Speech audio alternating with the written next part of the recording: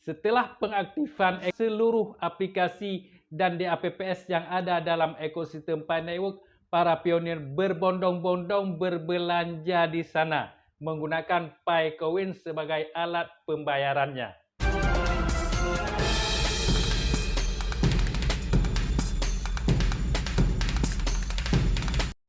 Assalamualaikum warahmatullahi wabarakatuh. Berjumpa kembali bersama Haluani Studio. Welcome to my channel. Sebelumnya saya doakan semoga senantiasa Allah Subhanahu wa taala melancarkan segala aktivitas, dimudahkan rezekinya, juga disehatkan badan kita semua. Nah, saudaraku pionir sejati, pada episod ini kita masih membahas perkembangan Pi Network. Sering sekali pionir mengabaikan peringatan-peringatan dari core team. Kesalahan terbesar yang dilakukan oleh pionir iaitu menjual Pi terlalu awal sebelum harganya melonjak. Penjualan koin Pi sering sekali diperingatkan oleh core team dan bahkan pakar-pakar kripto lainnya, karena menjual terlalu dini dengan harga murah akan merugikan diri mereka sendiri.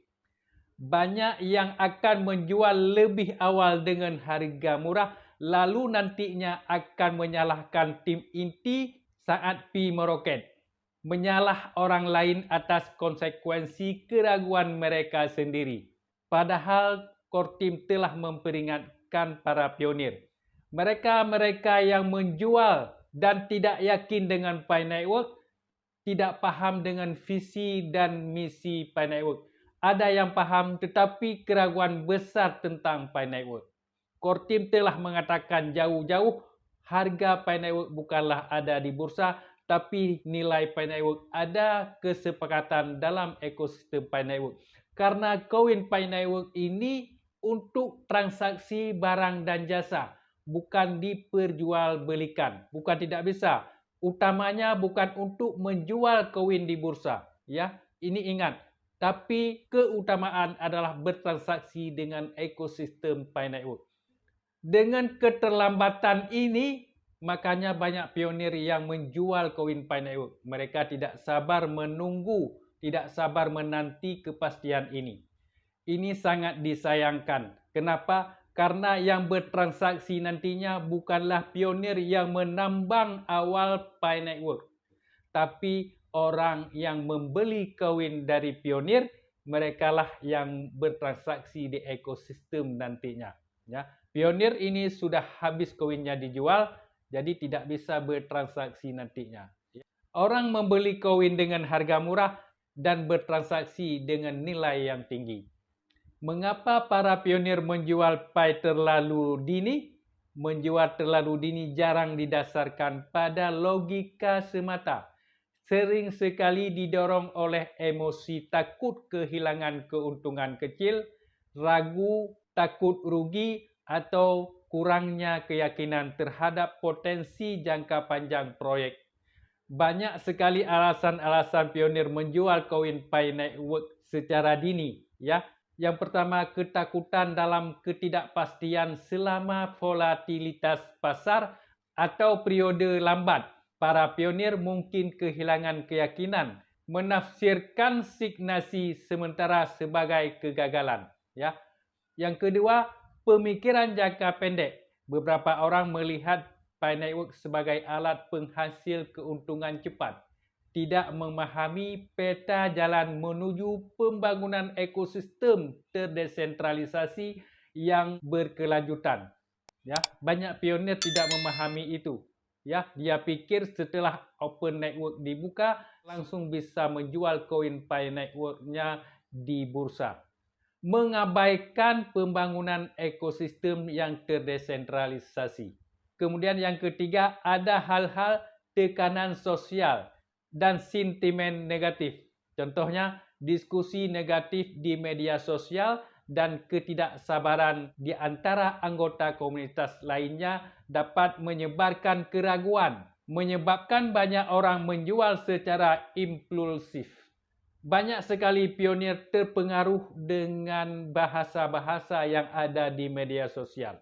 Ya, makanya pionir sejati jangan mengikuti ajakan-ajakan menjual koin Pi Network sekarang ini. Ya, karena merugikan diri kita sendiri dan menguntungkan orang lain yang membeli koin Pi Network kita.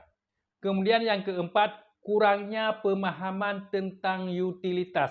Banyak pionir tidak menyadari bahawa nilai sebenarnya dalam kripto berasal dari utilitas, adopsi ekosistem dan aktivitas komunitas, bukan spekulasi belaka saja. Pionir sejati kita harus sadar dan harus memahami ekosistem aplikasi yang berkembang melalui PAPP Studio, tempat para pionir dapat membuat dan menyebarkan aplikasi. Juga DApps yang dikembangkan dalam ekosistem, itulah tempat para pionir bertransaksi. Jaringan adopsi pedagang yang berkembang memungkinkan Pi digunakan dalam pembayaran di dunia nyata nantinya. Setelah pengaktifan seluruh aplikasi dan DApps yang ada dalam ekosistem Pi Network, para pionir berbondong-bondong berbelanja di sana menggunakan Pi Coin sebagai alat pembayarannya. Ketika pionir menjual Pi terlalu dini, ketika pionir menjual Pi Coin untuk keuntungan cepat, anda mungkin mendapatkan keuntungan kecil dalam jangka pendek. Namun, anda kehilangan potensi pertumbuhan eksponensial yang berasal dari kepemilikan aset seiring perkembangan ekosistem, adopsi pedagang, dan kepercayaan komunitas.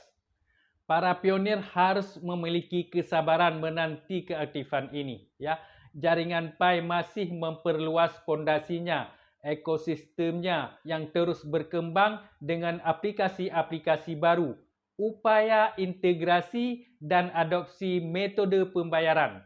Pengembangan ini membutuhkan waktu, tetapi mereka meletakkan dasar bagi penciptaan nilai yang berkelanjutan. Seperti yang saya utarakan di video kemarin, sekarang sedang digodok nilai yang ada di ekosistem.